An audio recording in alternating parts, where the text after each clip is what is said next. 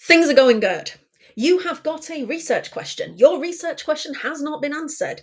The answer to that question could help the counselling community. You have a method. You know what you're going to be doing. You know you have the expertise to deliver it. You are all go.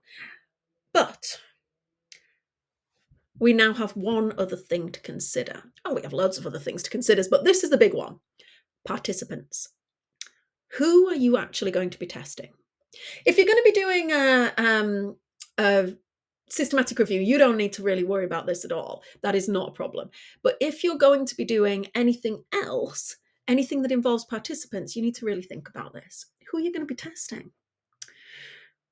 This is a really tricky one. It really is a tricky one. You see, the thing is, you need to think about what your participants are going to look like in terms of the population. What is the population that you're testing, and are you actually going to be able to get access to them? This is a really hard one. This is the biggest challenge in any kind of research. Do you have access to your participants? So first of all, if you're just looking at the general public, you're probably going to be okay in terms of recruiting your participants, but you're still going to need to think about it really carefully, particularly if you're doing something like a questionnaire study where you want hundreds, maybe even thousands of participants involved. So think really carefully about how you are doing your recruitment methods. Use as many different methods as you possibly can, if that's appropriate for your study.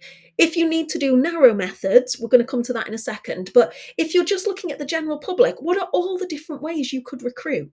Think about it ethically, think about it in line with what the ethics panels will allow, but could you use word of mouth, social media? Are there people you could ask to circulate posters, circulate emails? You want all of that in the ethics application because you're going to need to get approval for everything. You're going to need your resources, your materials. If you're planning on using Instagram posts, we're going to need the pictures already created, the QR codes created. We're going to need the Facebook posts, the X or Twitter, if you're old school, posts. You're going to need all of the wording already written. If you're sending out emails, you need those emails already written. If you're planning on putting things on research notice boards, you need those written. If you're creating posters, you need those written. And remember, if you're using any kind of images or anything else in your resources that you didn't make yourself, you need to credit them, cite them on the resource so that people know that you've given appropriate credit. And make sure that you actually have the copyright to use them in the first place. You need to be professional in that recruitment information as well. You can't have things like, do you want to change the world? Because chances are your study isn't going to be changing the world. Not on a grand scale, the way that implies. So think about how you're wording it. But you also don't want to be so stuffy and formal that nobody's going to bother reading it. So think about informal, relaxed, participant friendly, but at the same time not making grand claims that are going to be seen as over the top or inappropriate by the ethics panel. So recruitment for the general public is detailed, is hard work, but probably is doable. Where we get challenges is when your participant population is much narrower. Finding a sample willing to participate in your study when you have a very narrow population is much tougher. So if, for instance, you are specifically looking at counsellors who work with clients who have eating disorders and the counsellor also identifies as a woman and they are based in North Wales, good luck, because that's a very, very narrow population that you are looking at, and the chances of you finding enough participants within that population who are willing to participate, that's a challenge. So you need to really think carefully about who it is that you are planning on testing. Students are always very optimistic when they start this study and very disillusioned by the end. They think that people are going to be really, really willing to participate, and then they realise that actually recruiting participants is hard.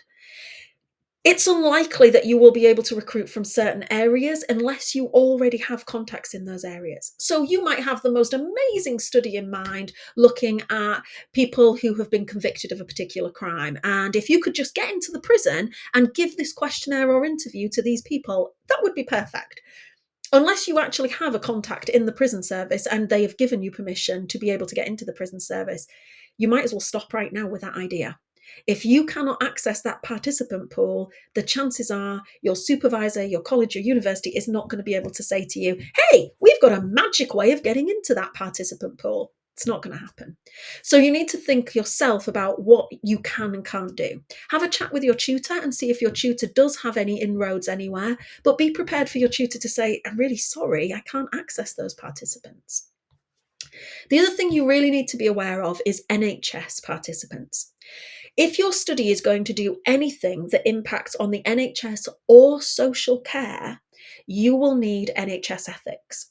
Now, that means if you are planning on doing any kind of research that involves NHS counselling clients, NHS counsellors, if you are planning on doing any kind of questionnaires or interviews to doctors, nurses, midwives, any kind of healthcare practitioner working in the NHS, but also if you're planning on doing anything in care homes that are owned non-privately. So if they are private care homes, that's different. But if they're care homes that have clients through social care, through the council social care, that comes under the same heading.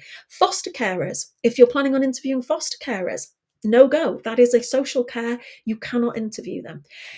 I'm not saying you can't interview. Look, let me rephrase that. You can interview them, you can have them as your sample, but you need NHS ethics. And that is a very, very lengthy process. There is a big process you will have to go through to get NHS ethics. You need to start it early. You need to really work on it. Now, it might be that your supervisor already has a project that has NHS ethics and you can just tag on, but that's really going to restrict what you can and can't do. You will have to do whatever it is that they've been approved to do originally. In most cases, if it's your project and you're thinking you want to work with the NHS, you're going to have to get moving very fast and you're going to have to work very hard, because the first job will just be to get ethics, and that can be a really long and difficult process. So you need to be prepared for that, and you need to talk to your tutor immediately. In most cases, it's probably best to think about other populations and other samples that you can access. And in all of those cases, you also need to think really carefully about whether your participant will not just volunteer to take part, but will stay. It's not just attracting participants, recruiting them, it's also about retaining them, keeping them through the entire study. If it's one questionnaire, you stand a good shot, but if it's really, really long, they're probably going to duck out halfway through and get bored. If it's 3 questionnaires that they have to fill in once every, one week, then the next week, then the next week, you're going to lose even more participants. If they have to fill in 1 questionnaire now and 1 in 6 months' time, good luck. If they've got to do loads of interventions in between and they don't enjoy them, they're just going to stop. Unless you're actually paying your participants a large sum of money to be able to do this, and in most research you're not, they're probably not going to participate for a long period of time in lots of different ways. So you want your study to be as simple and concise as possible. You don't want extra questions, bells and whistles. I'll just get them to do this, this, and this because it'll be interesting. No, you stick to the bare bones of what you need to do to answer your research question. That will make it more likely that your participant will engage throughout.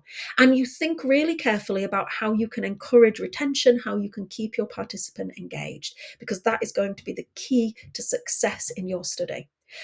So stop now, think about the study that you have designed. Do you genuinely have access to that participant pool? If you don't, you need to stop. You need to stop planning and start rethinking your method. Maybe you need to move to a systematic review where you don't need participants. Maybe you need to slightly change the way you're doing things so that you can have a broader participant population. In worst case scenario, you might need to go back to your research question and think about a different question.